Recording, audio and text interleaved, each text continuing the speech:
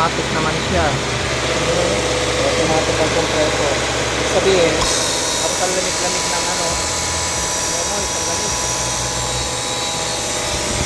Lalo na doon, malamig. Nagmo-moist parang mababala yung ano. Yan. Bumababa yung ano, yung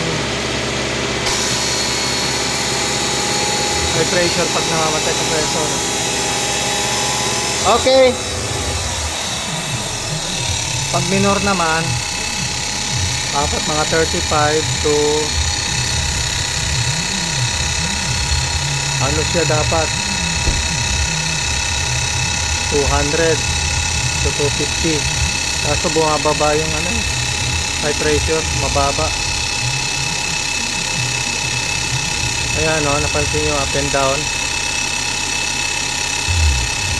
So mukhang kailangan ng ano, yung langis saka noisy. Kailangan na malapot na langis sigurado ito.